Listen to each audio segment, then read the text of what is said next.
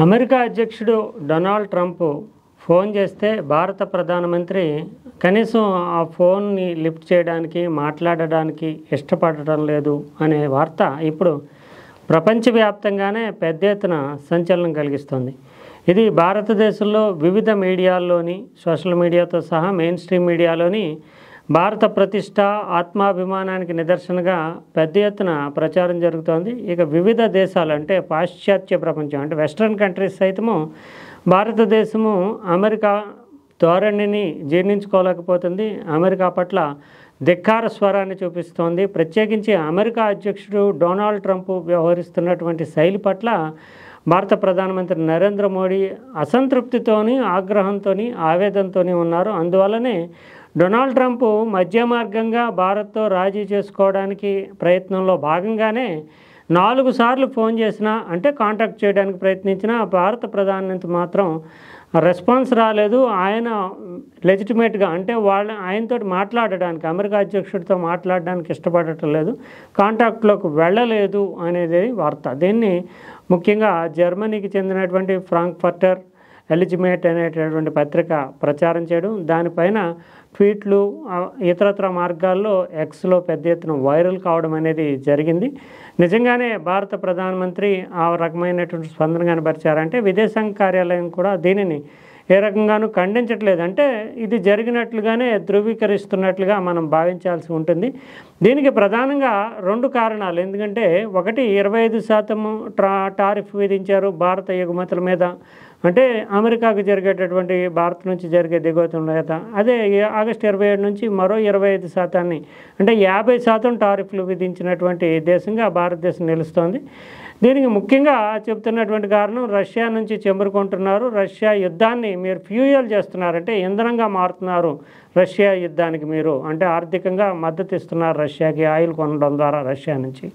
అందువల్ల ఉక్రెయిన్ తోటి రష్యా యుద్ధంలో ఉంది, దానికి ఫ్యూయలింగ్ చేస్తున్నటువంటి డబ్బు కరెన్సీ ఏదైతే ఉందో దానికి ఆ ప్రధాన ఆధారం భారత్ నిలుస్తుంది. కనుక దీనిని కట్టడి చేసేందుకు క్రమంలో భాగంగా అదనపు టారిఫ్లు విధించామంటూ అమెరికా చెప్తోంది. ఇది సాకుగా మాత్రమే చూడాలి, ఎందుకంటే చైనా కూడా కొంటోంది. చైనా మీద మాత్రం ఈ స్థాయిలో టారిఫ్లు లేవు. భారత్ మీద విధించడంలో భారత్ అయితే ఈజీగా లొంగిపోతుంది, తమ మాట వింటుంది అనే ధోరణి, తర్వాత భారత్ను ఒక కీలుబొమ్మగా భావించవచ్చు అనేటటువంటి ఒక అహంకారపూరితమైనటువంటి వైఖరి కారణంగానే డొనాల్డ్ ట్రంప్ ఈ నిర్ణయం తీసుకోవడం, దీని పట్ల తీవ్రంగానే అసంతృప్తి ఆగ్రహంతో భారతదేశం స్పందించడము, కనీసం ఆయన మాటకి ఆయన ఫోన్ చేసి మధ్య మార్గంగా మాట్లాడుకుందామన్నా కూడా స్పందించినటువంటి తీరులో భారత్ దృఢ వైఖరిని కనబరచడం అనేది ఒక రకంగా చూస్తే కనుక భారత ఆత్మాభిమానానికి నిదర్శనంగానే చెప్పాల్సి ఉంటుంది. అందులోని మోడీకి ట్రంప్కి మధ్య వ్యక్తిగతమైనటువంటి సాన్నిహిత్యము స్నేహము చాలా బలంగా ఉంది. అయినప్పటికీ దేశ ప్రయోజనాలు అంతర్జాతీయ విదేశాంగ విధానం విషయానికి వచ్చేటప్పటికీ వ్యక్తిగత ప్రయోజనాలు వ్యక్తిగత స్నేహం అనేటటువంటి దాన్ని పక్కన పెట్టి కఠినంగా దృఢంగా వ్యవహరించాల్సి ఉంటుంది అనేదానికి ఒక సంకేతంగా దీన్ని మనం చెప్పుకోవాలి. ముఖ్యంగా ఈ టారిఫ్ల విధింపు పట్ల టారిఫ్ల విధింపు దానికి ముందు డొనాల్డ్ ట్రంప్ చేస్తున్నటువంటి భారత్ మీద భారత్ యొక్క సెల్ఫ్ రెస్పెక్ట్ని దెబ్బతీసే విధంగా తీసుకున్నటువంటి నిర్ణయాలు చేస్తున్నటువంటి ప్రకటనల పట్ల ముందుగానే ఈ టారిఫ్ల విధింపుకు ముందుగానే భారత్కి కొంత ఆవేదన అసంతృప్తి ఉంది. పాకిస్తాన్ భారత్ల మధ్య యుద్ధాన్ని తానే ఆపానంటూ ఆయన చేసినటువంటి ప్రచారం అనేది భారత్కి కొంత రాజకీయంగా ఇబ్బంది కలిగించింది. అదే సమయంలో భారత్ ఇంత బలహీనమైనటువంటి దేశమా, అమెరికా చెబితే ఏదైనా వింటుందా అనేటటువంటి ఒక సంకేతము చిహ్నం సైతము వెళ్ళిపోయింది. దీంతో భారత విదేశాంగ విధానంలోనే కొంత గందరగోళమైనటువంటి పరిస్థితులు ఏర్పడినటువంటి వాతావరణం కనిపించింది. దీని పట్ల భారత్ అమెరికా చెబితే మేము ఆగలేదు, పాకిస్తాన్ వాళ్ళంతటి వాళ్ళు డీజీఎం అంటే director general of military operations సంప్రదించిన తర్వాత మా విజ్ఞప్తి మేరకు మాత్రమే మేము స్పందించాము, ఆ మేరకే నిర్ణయం తీసుకున్నాం తప్ప అమెరికా జోక్యం అనేటటువంటిది ఏమీ లేదంటూ స్పష్టంగానే భారత్ చెప్పింది. అయినప్పటికీ అమెరికా అధ్యక్షుడు మాత్రం పదే అదే ప్రచారాన్ని చేస్తూ తాను వాణిజ్య సుంకాలు అంటే ట్రేడ్ మానేస్తాను, వ్యాపారం మానేస్తానని 2 దేశాలతోటి బెదిరించడంతో యుద్ధం ఆగిపోయిందంటూ తన వంతు ప్రచారాన్ని తానే యుద్ధాన్ని ఆపాననేటటువంటి ఒక పెద్ద చిత్రాన్ని ఆవిష్కరించుకునేందుకు, తన వ్యక్తిగత ఇమేజ్ని పెంచుకునేందుకు డొనాల్డ్ ట్రంప్ చాలా ప్రయత్నం చేశాడు. ఇది ఒక రకంగా భారత్ యొక్క ప్రతిష్టని దెబ్బతీసినటువంటి నిర్ణయంగానే చెప్పాల్సి ఉంటుంది. అందువల్లనే ఇప్పుడు యుద్ధం ఆపేశాను అంటూ క్లెయిమ్ చేసుకుంటున్నటువంటి డొనాల్డ్ ట్రంప్కి కేవలం ఆయిల్ కొనొద్దు అన్నా కూడా మేము ఆగము, మా నిర్ణయం మేము తీసుకుంటాం, మా విదేశాంగ విధానం మాకు ఉంటుంది. యుద్ధాన్నే ఆపేశానని చెప్తున్నటువంటి అమెరికా కనీసం రష్యా నుంచి ఆయిల్ కొనకుండా కూడా ఆపలేదు భారత్ని. భారత్ స్వతంత్ర విధానంతో తన నిర్ణయాల్ని, తన ఆర్థిక విధానాల్ని, ఏ దేశంతో ఎలాంటి సంబంధాలు నడపాలి అనేటటువంటి విషయాల్ని తనంత తాను నిర్ణయించుకోగలదు. అందువల్ల మీరు మమ్మల్ని ఏమీ చేయలేరు, మీరు చెప్పినట్లు వినాల్సినటువంటి అవసరం మాకు లేదు అనేటటువంటి ఒక వైఖరిని ప్రపంచానికి చాటి చెప్పడానికి, అమెరికాకి ఒక చెంపపెట్టు లాంటి టిట్ ఫర్ టాట్ అన్నట్లుగా ఒక సంకేతం ఇవ్వడానికే రష్యా నుంచి ఇంకా భారత్ ఆయిల్ కొంటూనే ఉంది, కొంటామని కూడా స్పష్టం చేశారు. అందువల్ల భారత్ పాక్ యుద్ధాన్నే ఆపేశానని ఎంతో ఘనతరమైనటువంటి ప్రకటన చేసినటువంటి అమెరికా కనీసం భారత్ రష్యా నుంచి ఆయిల్ కొనకుండా కూడా ఆపలేనంత బలహీన దేశం. భారత స్వతంత్ర విదేశాంగ విధానంలో అమెరికా జోక్యం చేసుకోవడం అనేది సాధ్యం కాదు అనే సంకేతాన్ని ఒక వార్నింగ్ స్థాయిలో, హెచ్చరిక స్థాయిలో పంపడానికే నరేంద్ర మోడీ డొనాల్డ్ ట్రంప్ ఫోన్కి స్పందించడం లేదని అర్థం చేసుకోవాల్సి ఉంటుంది. ఇక్కడ ముఖ్యంగా డొనాల్డ్ ట్రంప్ పట్ల నిజానికి అమెరికా అధ్యక్షుడు అంటే ప్రపంచ అగ్రదేశం అధ్యక్షుడు ఒక దేశంలో ప్రధానమంత్రితో మాట్లాడాలనుకుంటే దౌత్యపరమైనటువంటి కర్టసీ కాల్గా అన్న స్పందించాల్సి ఉంటుంది. అయితే ట్రంప్ వైఖరి, అతని యొక్క ధోరణిని కారణంగానే ప్రధాని స్పందించలేదని మనం అర్థం చేసుకోవాలి. ఒకటి, అతను ఫోన్ చేసి ఎవరితో మాట్లాడినా సరే పైచేయి సాధించడానికి గాను ఒక వార్తని ప్రపంచంలో బయటకు వదిలేస్తున్నాడు. అంటే అమెరికా ఒకవేళ నిజానికి డొనాల్డ్ ట్రంప్కి స్పందించి ప్రధానమంత్రి కర్టసీగా సుహృద్భావపూర్వకంగా మాట్లాడితే కనుక ఇంకా భారత్ ఒప్పేసుకుంది, భారత్ రష్యా నుంచి ఆయిల్ కొనుగోలు చేయదు, భారత్ ఇంకా అన్ని తాను అనుకున్నటువంటిది ఏముందో దానిని బహిరంగంగా ప్రకటన జారీ చేసేస్తాడు. అంటే నిజానికి భారత్ అమెరికాల మధ్య వాణిజ్యపరమైనటువంటి ఒప్పందాలకు సంబంధించినటువంటి చర్చలు పూర్తి కాకుండానే భారత్ దిగి వచ్చింది, 0 సుంకం విధిస్తుంది, ఇంకా అమెరికా ఉత్పత్తులన్నీ భారత్కు వెళ్ళిపోతాయని ఒక ప్రకటన జారీ చేసినటువంటి చరిత్ర ట్రంప్కు ఉంది. అంతేకాకుండా వివిధ దేశాధినేతలతో మాట్లాడిన సందర్భంలో సైతం ఉభయ పక్షాలు కలిసి సంయుక్త ప్రకటన కంటే కూడా అమెరికా అధ్యక్షుడు డొనాల్డ్ ట్రంప్ తన మనసులో ఏమనుకుంటాడో, ఏం జరగాలని కోరుకుంటాడో దాన్నే జరగబోతోంది అంటూ ప్రకటన చేయడము, ఇతర దేశాల అధ్యక్షులు కానీ ఇతనితో సంప్రదింపులు జరిపిన వాళ్ళు కానీ కొంత ఇబ్బందికరమైనటువంటి పరిస్థితి. ఒకవైపు అమెరికా అగ్రదేశాధినేతలతో ఖండించకుండా వ్యతిరేకించలేనటువంటి ఒక పరిస్థితి, అదే సమయంలో ఆయా దేశాల్లో ఎదురయ్యేటటువంటి రాజకీయ పరిణామాలు, తమ దేశానికి సంబంధించినటువంటి సెల్ఫ్ రెస్పెక్ట్, వీటిని పణంగా పెట్టలేనటువంటి పరిస్థితి. దీంతో ఆ రకమైనటువంటి సైకలాజికల్ గేమ్ తోటి ముందస్తుగా ప్రకటనలు చేస్తూ తాను అనుకున్నది జరగబోతుంది అంటూ ఒక రకమైన సైకలాజికల్ ఒత్తిడి చేయడం అనేటటువంటిది డొనాల్డ్ ట్రంప్ వైఖరిగా ఉంది. ఇప్పుడు భారతదేశంలోకి సంబంధించి కూడా ప్రధానమంత్రి నరేంద్ర మోడీ కనుక అమెరికా అధ్యక్షుడి కాల్కి స్పందించి మాట్లాడి ఉంటే కనుక భారత్ ఈ రకంగా చేయబోతుంది, తాను మాట్లాడాను అంతా ఓకే అయిపోయిందంటూ ఒక పిక్చర్ ఏదైతే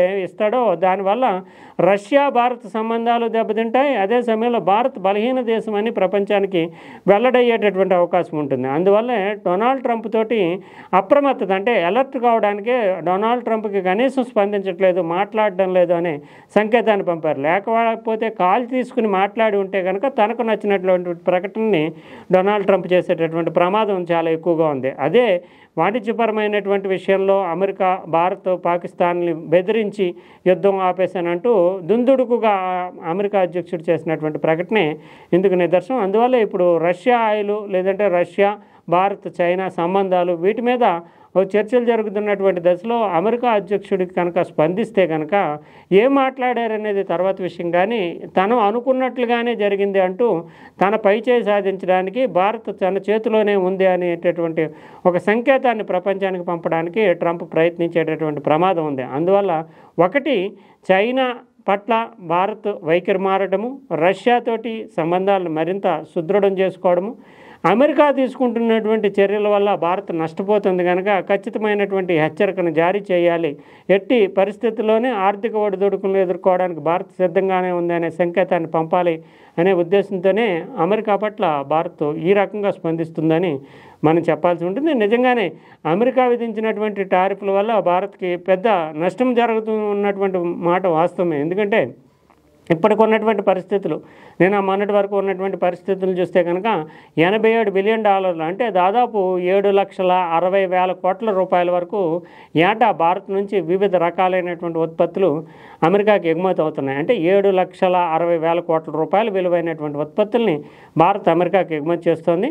ఇప్పుడు ఈ టారిఫ్ల వల్ల 50% వరకు టారిఫ్లు విధించడం వల్ల అక్కడ కొనుగోలు శక్తి తక్కువ ఉంటుంది. అదే సమయంలో భారత్ నుంచి ఎగుమతులు దెబ్బతినేటటువంటి కాంపిటేటివ్ మార్కెట్లో ఎగుమతులు దెబ్బతినేటటువంటి అవకాశం ఉంటుంది. దానివల్ల దాదాపు 37 నుంచి 40 బిలియన్ డాలర్ల వరకు కొంత ఇబ్బంది ఎదురవుతుంది అనేది, అంటే దాదాపు 3 లక్షల కోట్ల రూపాయల వ్యాపారం తగ్గిపోతుంది అనే అంచనాలు ఉన్నాయి. అంటే 3 లక్షల కోట్లు అంటే 7,50,000 కోట్లు, 7,60,000 కోట్లు, యాక్చువల్గా 7,60,000 కోట్ల ఎగుమతులకు గాను 3 లక్షల కోట్ల ఎగుమతుల మీద ఈ ప్రభావం పడుతుంది. 3 లక్షల కోట్ల ఎగుమతుల్ని అమెరికాలో అమ్ముకోలేని పరిస్థితి ఏర్పడుతుంది. అంటే 40% వరకు అది ఎగుమతులు, అంటే అమెరికాకు దిగుమతులు తగ్గుతాయి, భారత్ ఎగుమతులు తగ్గుతాయి అనేటటువంటిది. అందువల్ల 3 లక్షల కోట్ల వరకు భారత్లో ఉండేటటువంటి ట్రేడింగ్ వర్గం నష్టపోతుంది. ఇది భారత్కి కొద్దిగా పెద్ద మొత్తంలో, అంటే వివిధ దేశాలతో పోలిస్తే అమెరికాతో మనకి ఎక్కువగా వ్యాపార సంబంధాలు ఉన్నాయి కనుక ఇది పెద్ద నష్టంగానే చూడాల్సి ఉంటుంది. అయితే భారత ఆర్థిక వ్యవస్థ ఇటీవల కాలంలో చూస్తే చాలా సుదృఢంగా ఉంది. 240 లక్షల కోట్లు మేరకు మన ఆర్థిక వ్యవస్థ పెరిగినటువంటి జీడిపి కనిపిస్తుంది కనుక 3 లక్షల కోట్లు అంటే 1% కంటే కొంచెం తక్కువగానే ఉంటుంది కనుక మనము తట్టుకోగలిగినటువంటి స్థాయిలోనే ఉన్నాం. కానీ అమెరికా అంటే ఇతర దేశాలతో పోల్చి చూస్తే కనుక అమెరికాతో మనకు ఉండేటటువంటి వ్యాపారం పెద్ద ఎత్తున కనుక కొన్ని ఒడిదుడుకులు అయితే ఎదురవుతాయి తప్ప, ఇప్పుడు కనుక భారత్ అమెరికాకి స్పష్టంగా మేము స్వతంత్ర విదేశాంగ ఆర్థిక విధానాన్ని అవలంబిస్తాము అనే హెచ్చరిక జారీ చేయకపోతే కనుక భవిష్యత్తులో తన చేతిలోని ఉండేటటువంటి ఒక పనిముట్టుగా భారత్ని భావించేటటువంటి ప్రమాదం ఉంది కనుక ఈ సందర్భాన్ని ఒక రకంగా పాజిటివ్ కానీ ఇంకో రకంగా నెగిటివ్ కానీ చూడాల్సి ఉంటుంది. పాజిటివ్ ఏంటంటే భారత్ ఇప్పుడు ఉన్నటువంటి ఆర్థిక పరిస్థితుల్లో అమెరికా విధించేటటువంటి ఆంక్షల్ని తట్టుకోగలిగినటువంటి స్థాయిలో ఉంది.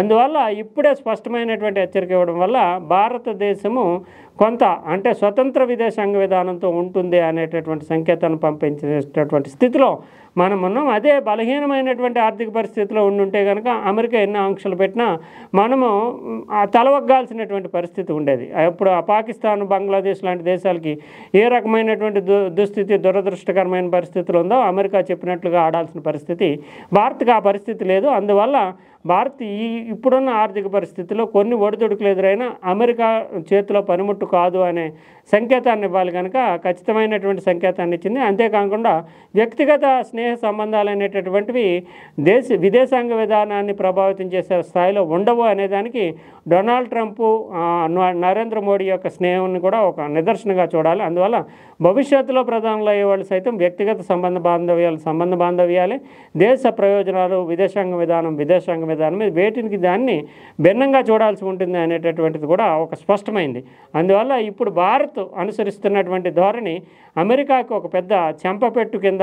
ఇప్పుడు అదే సమయంలో పొరుగు దేశాలైనటువంటి చైనా వంటి దేశాలతోటి మనము స్నేహ సంబంధాలు పెంచుకోవడము, రష్యా, చైనా, భారత్ కలిస్తే ప్రపంచానికి ఎలాంటి సంకేతాలు అందుతాయి అనేటటువంటిది ఒక స్పష్టమైనటువంటి హెచ్చరికగా మారేటటువంటి సూచనలు కనిపిస్తున్నాయి. అందువల్ల మనకి శాశ్వతమైనటువంటి మిత్రుడు కానీ శాశ్వతమైనటువంటి శత్రువులు కానీ ఉండరు. అమెరికాతోటి మనం 30 ఏళ్లుగా పెంపొందించుకుంటూ వస్తున్నటువంటి విదేశాంగ దౌత్యాన్ని ఇప్పుడు ఒక్కసారిగా ట్రంప్ దెబ్బతీయడము, భారత ఆర్థిక పరిస్థితుల్ని తలకిందులు చేయాలనేటటువంటి ఒక కుయుక్తి, భారత్ తను చెప్పిన మాట వింటుంది, తన చేతిలో ఉండేటటువంటి ఒక రకంగా చెప్పాలంటే అనుచరుడు అన్నటువంటి భావంతో ఉన్నటువంటి అమెరికా యొక్క విదేశాంగ విధానానికి ఒక చెంపపెట్టులాగా దౌత్యపరంగా భారత్ యొక్క పరిణతిని తెలిపేటటువంటి నిర్ణయంగా మనం చూడాల్సి ఉంటుంది. ఖచ్చితంగా ఇది భవిష్యత్తు రాజకీయాలంటే జియోపొలిటికల్ అంటే అంతర్జాతీయ ప్రపంచ రాజకీయ పరిణామాలకి, భౌగోళిక రాజకీయ పరిణామాలకి ఒక సంకేతంగా ఈ విషయాన్ని మనం చూడాల్సి ఉంటుంది.